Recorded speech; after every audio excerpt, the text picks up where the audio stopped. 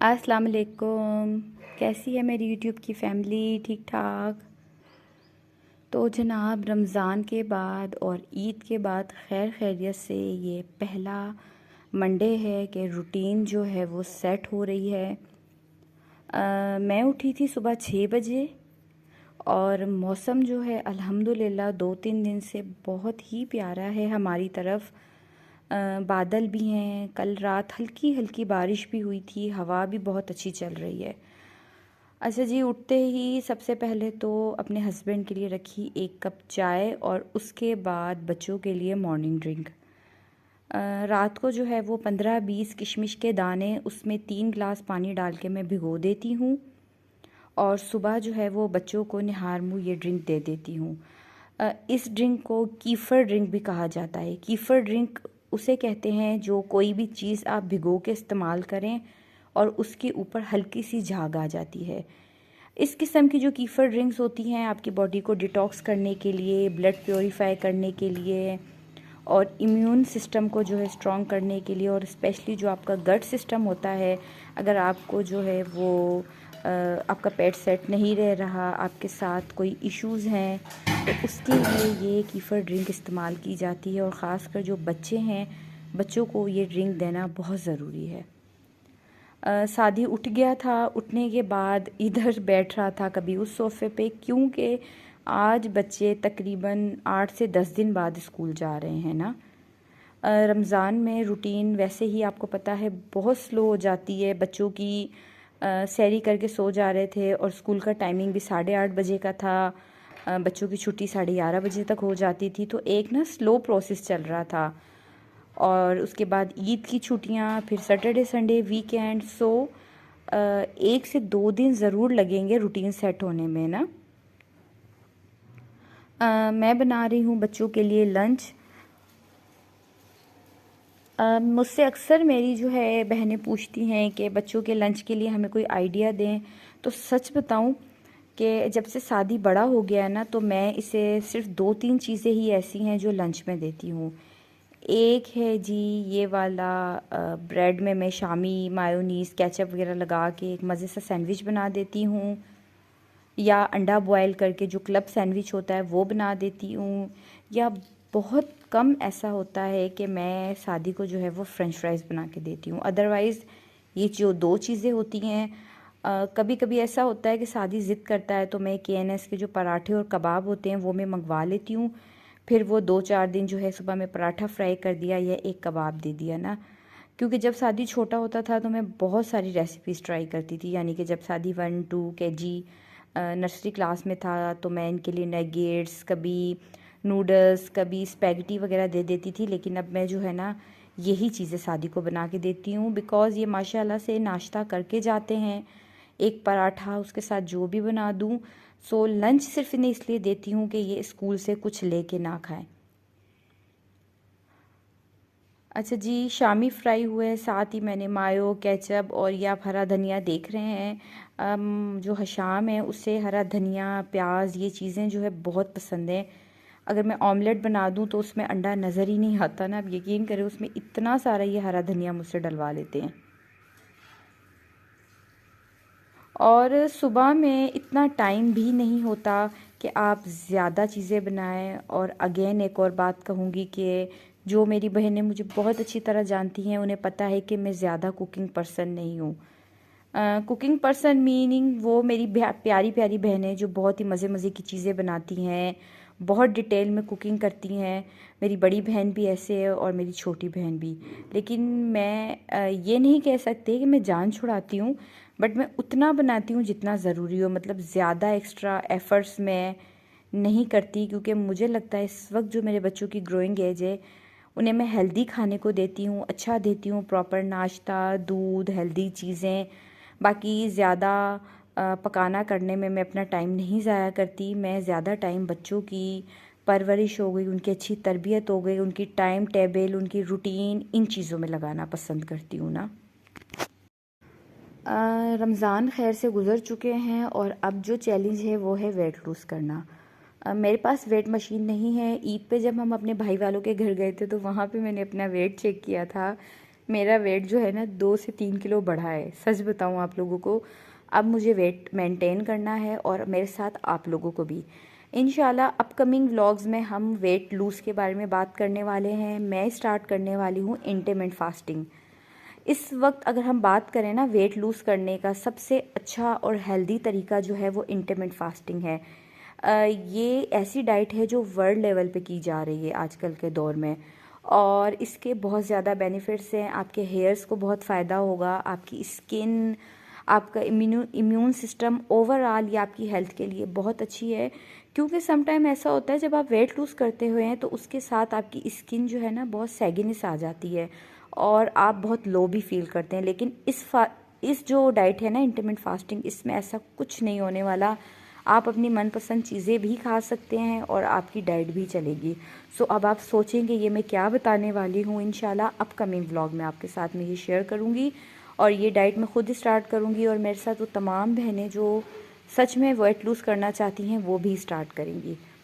آج بچوں نے فرمائش کی تھی، موسم بڑا اچھا تھا کہ مما مزیدار سے میتھی والے آلو بنا لیں، تو میں نے آلو کاٹے، اس میں مسالے ڈالے اور ساتھ ہی جو ہے کسوری میتھی بھی ڈال دی۔ صبح میں اس اچھے موسم میں دیسی گھی کے پراٹھوں کے ساتھ یہ آلو اتنا مزہ دیتے ہیں نا کہ میں آپ کو کیا بتاؤں۔ اور یہ دیکھیں میں نے گھر کی جمائی ہوئی دہی ہے۔ اب آپ کو میرے گھر میں صبح ناشتے میں دہی ضرور ملے گی۔ یہ دیکھیں ماشاءاللہ کتنی گاڑھی گاڑھی دہی جمی ہوئی ہے۔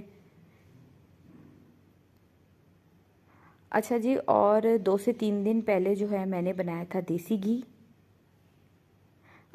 علینا اور حشام کو نا ایک چھوٹا سا ایشو ہوتا ہے جو اکثر بچوں کو ہوتا ہے کہ انہیں دیسی گھی کی جو قدرتی خوشبو ہے وہ زیادہ اچھی نہیں لگتی۔ تو میں کیا کرتی ہوں، جب گھی تیار ہو جاتا ہے تو اس گرما گرم گھی میں 2 سے 3 چھوٹی الائچی کھول کے ڈال دیتی ہوں۔ اس کے ساتھ جو گھی کی خوشبو ہوتی ہے اس میں الائچی کی خوشبو مکس ہو جاتی ہے اور ٹیسٹ تو بہت اچھا ہوتا ہی ہے۔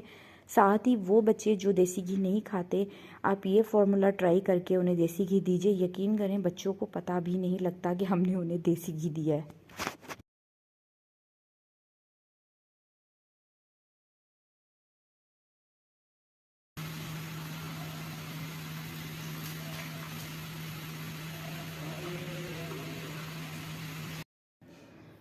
تو جی یہ اتنے پیارے موسم میں گرما گرم دیسی گھی کے پراٹھے، ساتھ یہ بنے ہوئے آلو اتنا مزہ دے رہے تھے، ان کی خوشبو اتنی اچھی تھی کہ میں آپ کو کیا بتاؤں۔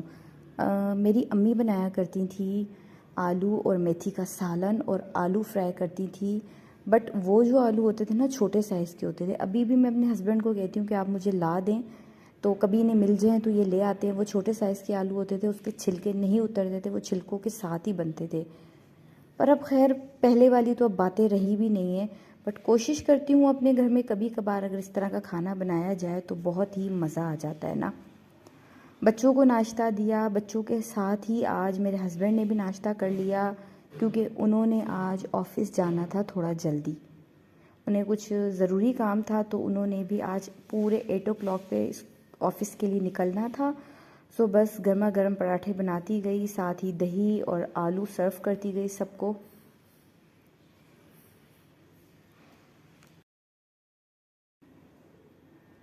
ٹائم جو ہے نا وہ اتنا فاسٹ ہو گیا ہے کہ یقین کریں ایسا لگتا ہے کہ ٹائم اڑ رہا ہے۔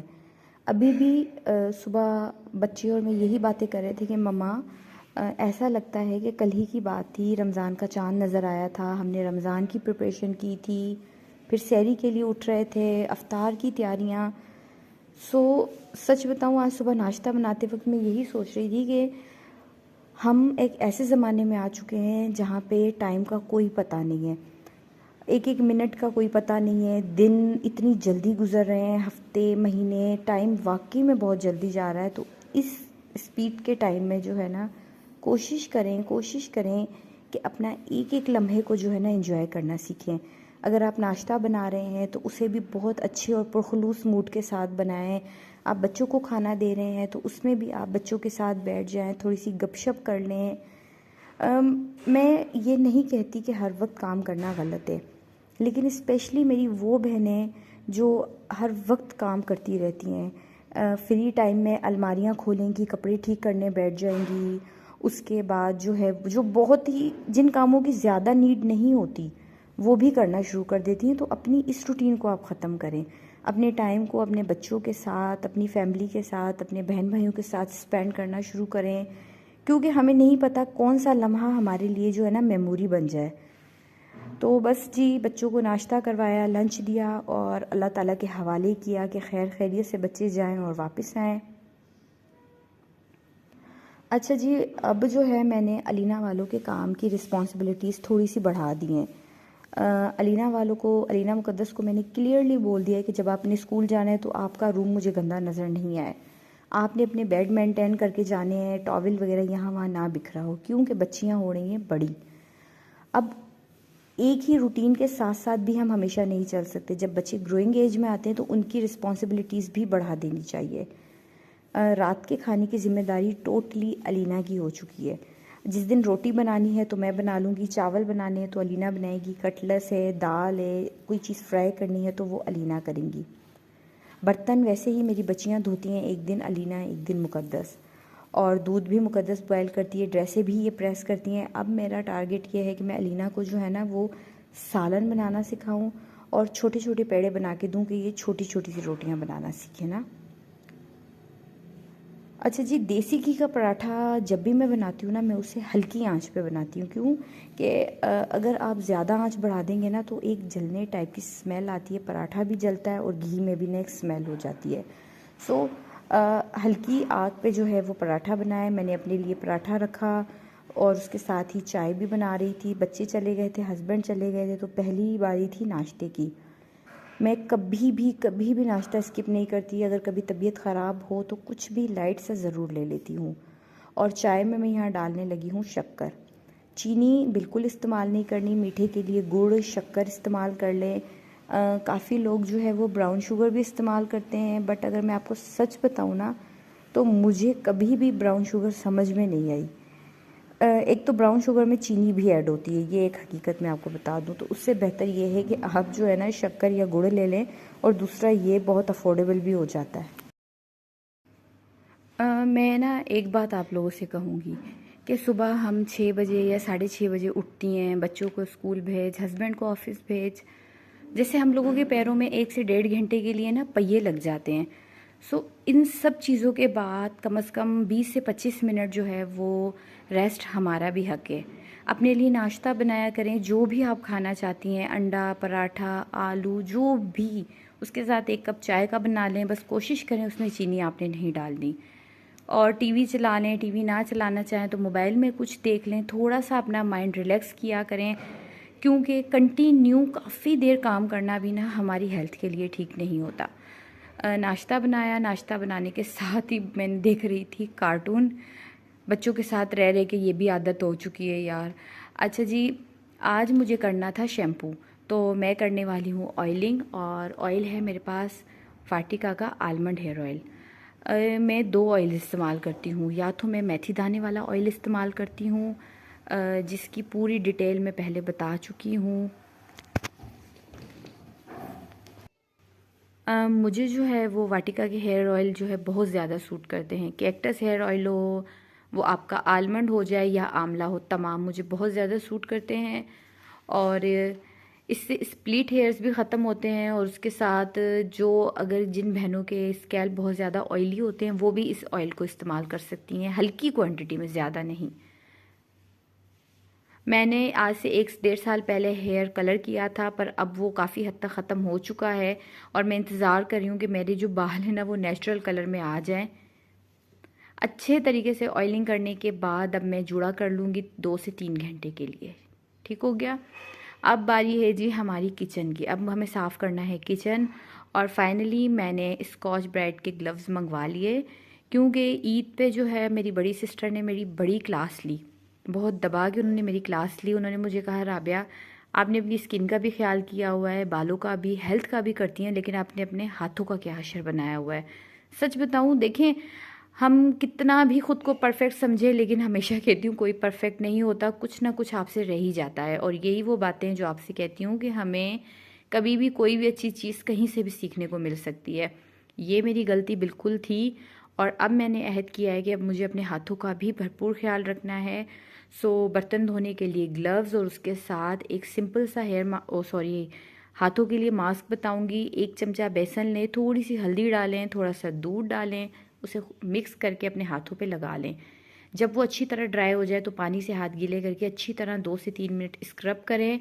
اور سب سے امپورٹنٹ پارٹ یہ ہے کہ ہاتھوں کو موئسچرائز ضرور کرنا ہے. ٹھیک ہے، میں بلیو کریں پراپر ہاتھوں کو موئسچرائز رکھتی تھی، ماسک اپلائی کرتی تھی، لیکن گلوز نہ پہن کے برتن دھونے کی وجہ سے میرے ہاتھوں کی جو خوبصورتی ہے وہ تقریباً ختم ہو گئی یار.